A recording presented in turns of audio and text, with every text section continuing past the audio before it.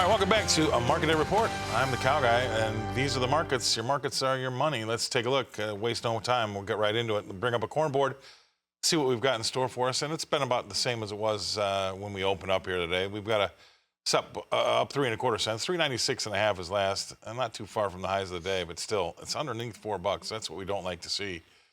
D's corn settled at around 409-ish and change from overnights, and we're just a little bit better than that right now. 411's last, we're up 3 1/4 cents. But that needs to be 511, folks. I mean, that's just the bottom line. Let's take a look and see what soybeans are. They were a little lower overnight, and they've added to the downside here. Look at this. August is down a penny. 11.48's last there. That's not moving very much, but boy, oh boy. Novi, that's well below 11 bucks now. 10.91 and a half is last. We're 8 cents lower.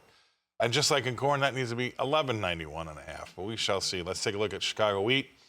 That's got about a 5 to 5.5 cent gain across the board. SEP's up 5 1/4 cents to 5.75 3/4. That's about 3 cents off the high of the day out there. Go out to the March, that's up a nickel to 6.19 1/4. Moving over to the hard red in Kansas City from Chicago, we go to Kansas City and see that also is up about 5.5 cents in SEP. 5.82 3/4 is last there, and that's 3 cents off the high as well. Moving out to March, that's down or up 4 3/4 cents to 6.14 3/4 there. So that too is about 3 cents off the highs. Let's go to from Kansas City to Minneapolis and take a look at the spring wheat. That's better as well, just 3 1/4 cents better though. That's up 6.20 3/4 is last there. 2 cents off the high of the day. March is up 4 1/4 cents to 6.56 3/4. That's bumping up against the high of the day just by 1 tick. All right, that's spring wheat. Move out to the cotton. Cotton's going to show us that new crop, D's cotton, whenever this technology flips, there it goes. We got to put a different mouse in that engine here. Let's go. Cotton is the new crop down 30 points here. 70.75 is last in that D's new crop cotton.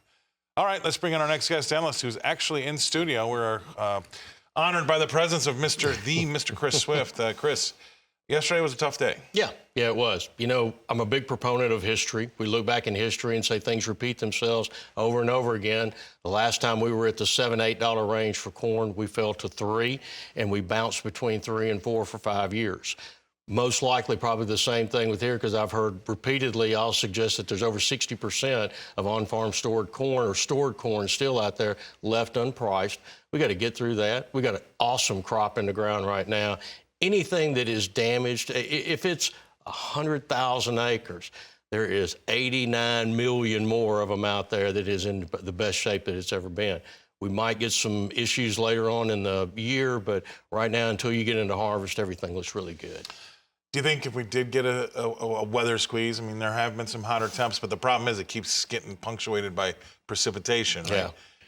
But if we did get a little bit of a rally from that, is the fear that that might draw some of those stored bushels back onto the market and kind of cap things? It's possible, but once it starts going up, that's the worst thing that can happen, because now everybody's going to say, well, maybe it'll go up a little bit more. Right. You know, and it's tough to recommend things when it's down this low, but if you really want to try to make money off of it and you've got corn, think about selling calls. It's an unlimited risk. It's unlimited risk, limited profit potential, but you're just sitting there on it anyway. Sell those calls at levels that you would sell corn at. Right. And now you've got no trouble because you physically got the corn. The worst thing you're going to be doing is selling corn at those levels. That's an interesting way to look at it, because I know a lot of successful farmers do look at it that way. I'm going to sell these calls, and I would like the market to come make that a problem. Absolutely. And if it's not, I get to collect the premium and sit on it for a little while longer. Yeah, you just get a little bit of a renewal there. That's good stuff. Yeah, great idea. And you know what? It's one of those psychological things. Nobody's ever upset that their fire insurance on their home didn't kick in that year.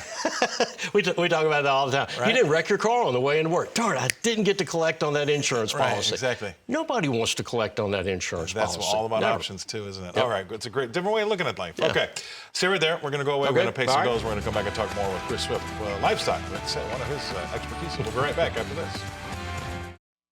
All right, welcome back. Let's talk about some livestock, right? Let's see what we've got going on there. We've been open up here for about almost an hour. Live cattle holding on to its small gains. We can't get too out over our skis. It's only 85 cents better in the August to 185.27. If you go out to something out the deferreds, let's go to D. Sets up 60 cents to 187.85. So we're up anywhere between 32 to 92 cents across the board when it comes to cattle, and most of the gains are really up front. That's live cattle. Let's go over to the feeders and see if they've got anything for us. They're trying to hold on to their gains too, but I sense this slipping a little bit from the last time we looked. We got a 97-cent gain in August. 260.15 is last there. Now it's a buck. All right, we'll take that. 260.17. Again, if you go out to something middle of the curve, belly of the curve, as they would say, let's go to the Oct. That's up 52 cents to 261.42. All right, that's feeder cattle. This is not too bad. Up between 35 cents to $1.07 right now as we speak. Most of the gains again up front. And then lean hogs, well, August is up 20 cents. That was the only green on the screen yesterday out of everything we looked at. And it's still green right now by 20 cents. 89.72 is the price.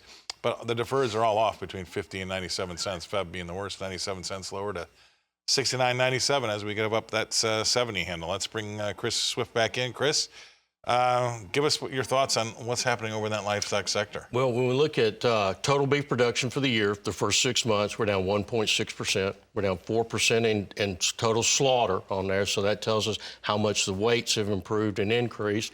And I read an article over the weekend about the first fully enclosed loop of the beef dairy operation.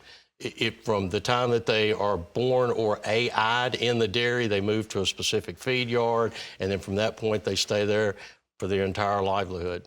And it is just an incredible facet of how much the business world has stepped into cattle production and, in theory, beef production, because that's what all the Walmarts, the Kmarts, not Kmarts anymore, but Kroger's, that's what I was trying to do. Kroger's, Albertsons, Costco's, all of those are looking for margin. Cattlemen out there are looking for profits. Big difference between the two.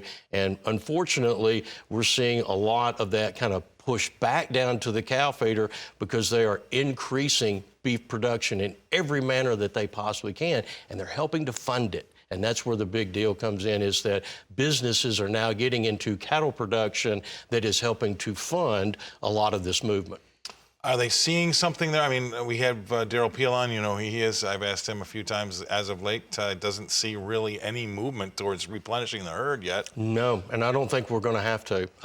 I'll wait for the day, and I think it'll come within the next 2 to 3 months when they say beef production for 2025 is probably going to be equal to, if not slightly greater than 24. And I think that's coming. As we continue to grow weights on there, we've seen a real big decrease now in the cow slaughter. And a lot of them say, well, we just ran out of cows. But a lot of that's holding back, too. And a lot of people are back doing a similar situation, what they did in 13 and 14. They hold back old cows. And if they can make it through the birthing process there, if the cow dies, the calf is worth twice as much as what the cow ever was at that period of time. So they're actually probably in the background. We've already stopped the liquidation. We may or may not expand to any kind of level that we can see, but beef production is what it's all about, and we're 1.6% down year over year. We're at the tip top of prices of everything out there, and nothing else is. We've got a lot of cheap corn that we can feed those cattle now. All right, great stuff. Sorry about that. Words of wisdom, words to live by, and that's Chris Swift, Swift Trading. Thank you very much for coming in. Absolutely, always a pleasure. And that's it for me. I guess we're going to hand it back over to Tammy. Yeah, he thought that through a little bit, hadn't he? Yeah, he put some thought into that. All right.